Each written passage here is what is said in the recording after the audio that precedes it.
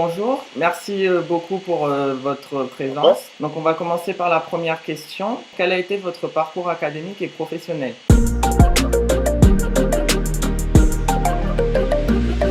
J'ai fait mon lycée en Nouvelle-Calédonie. Ensuite, je suis parti faire des études supérieures en métropole, notamment à Montpellier, avec un master 2 en finance d'entreprise. Ensuite, je suis revenu en Nouvelle-Calédonie où j'ai travaillé à l'Institut d'émission d'outre-mer. Et par la suite, j'ai intégré le gouvernement de la Nouvelle-Calédonie en tant que directeur de cabinet d'une membre du gouvernement qui est devenue présidente de la province sud aujourd'hui. Et aujourd'hui, je suis membre du gouvernement en charge de l'économie, de la fiscalité, de l'énergie, de l'économie numérique, de l'économie de la mer et porte-parole du gouvernement.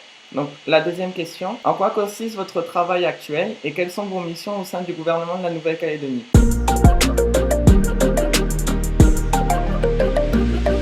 Je suis surtout concentré sur les missions notamment économiques, sur la partie relance de l'économie calédonienne et plan de transformation de l'économie calédonienne, mais également réforme de notre fiscalité et développement de nouveaux secteurs, notamment tout ce qui relève des énergies renouvelables, du développement du numérique. Quand on est membre du gouvernement, on anime et on contrôle nos secteurs, c'est-à-dire qu'on impulse la volonté politique qu'on a sur la feuille de route qui est la déclaration de politique générale du président du gouvernement. Donc voilà, ce à quoi j'occupe mes journées en ce moment. D'accord. L'ANC étant autonome au niveau sanitaire, pouvez-vous nous faire un point chronologique concernant les mesures prises face au virus depuis mars?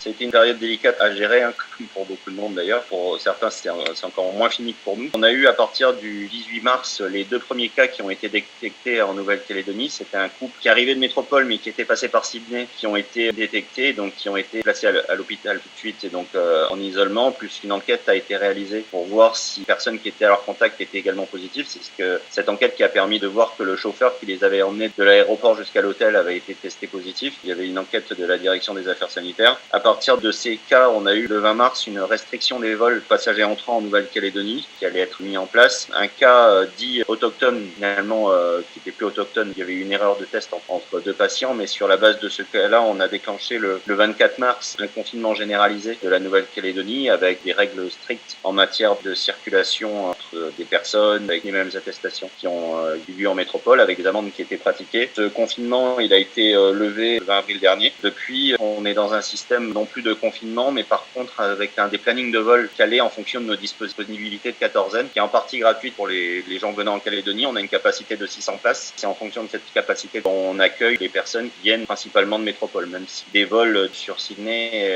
sont de temps en temps réalisés. C'est à peu près une fois toutes les 3 semaines les vols de Sydney. Par contre, on a 2 vols sur Paris chaque semaine. Et donc, c'est en fonction de cette capacité-là. Par contre, on a mis en place un dispositif de quatorzaine payante pour les entreprises qui souhaitent faire venir du monde. Et donc, une convention est passée avec un hôtel de la place pour que les gens qui souhaitent venir prioritairement et qui veulent payer puissent venir. Donc, comment avez-vous réussi à concilier la gestion de l'épidémie et l'organisation du référendum?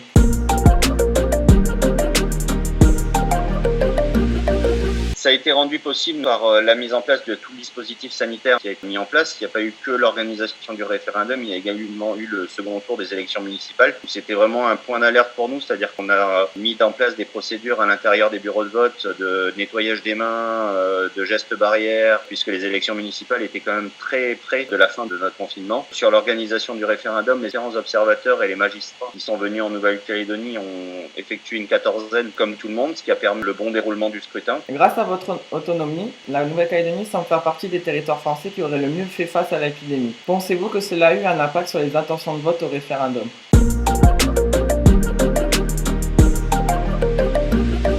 C'est compliqué de le dire, je pense que non. C'est mon avis très personnel, je pense que non aujourd'hui.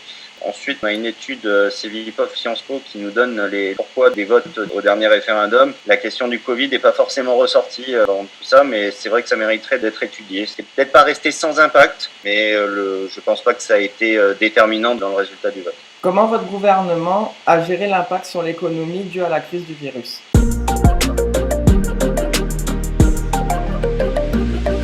Ça a été compliqué aussi. On avait vraiment 2 objectifs sur cette crise.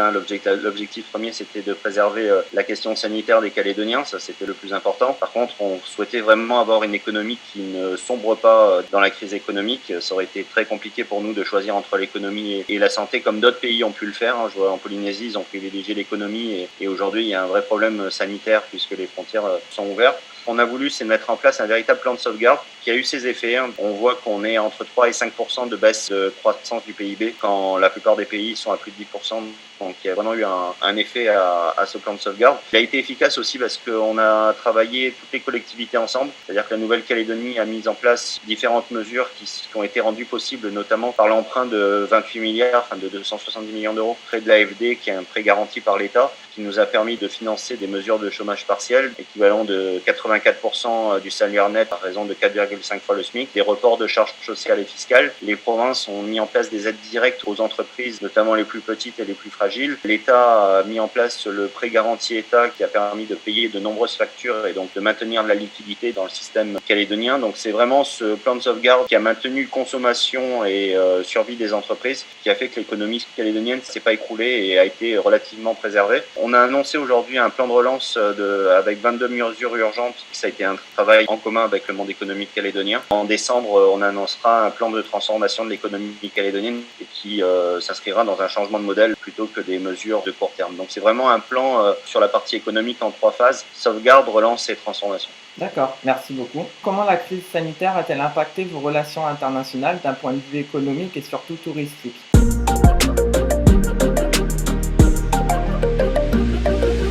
Il y a une statistique qui est importante, c'est qu'au niveau du commerce extérieur, on n'a pas eu des baisses massives des échanges de commerce extérieur. Donc on a eu une petite baisse, mais c'est pas dramatique non plus. Par contre, on était en train, juste avant cette crise, de négocier des accords commerciaux avec l'Australie et la Nouvelle-Zélande sur différents biens et services. Donc du coup, ça a un petit peu coupé court à ces négociations puisque chacun s'est recentré un petit peu sur l'économie locale. Mais c'est quelque chose qu'on entretient et on garde d'excellentes relations avec nos amis australiens et néo-zélandais, notamment à travers les consulats qui sont en Nouvelle-Calédonie. Dans les parties des mesures de relance qui ont été annoncées ce matin, il y a la suppression des droits de douane sur les produits australiens et néo-zélandais, ce qui montre qu'on veut garder un lien important avec nos amis de la zone. Beaucoup de pays sont encore en période de confinement ou en période de restriction de frontières. Les échanges restent minimalistes par rapport à ce qu'ils étaient. On a longtemps entendu parler dans la presse du projet de la bulle transpacifique. Du coup, on voulait en savoir où en est le projet aujourd'hui.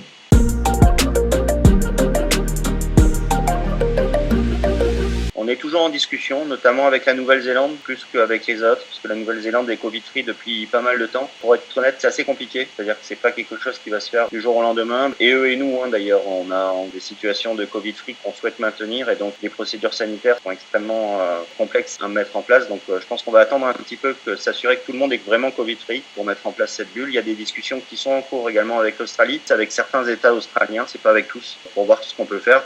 Ensuite, on a une ligne qui est ouverte, c'est celle avec Wallis et Futuna. Ils sont Covid-free, on est Covid-free et cette ligne est ouverte depuis plusieurs semaines et il n'y a pas de problème particulier sur ça, ça marche plutôt bien. Christopher Gigès, merci beaucoup. Merci beaucoup. Je t'en prie.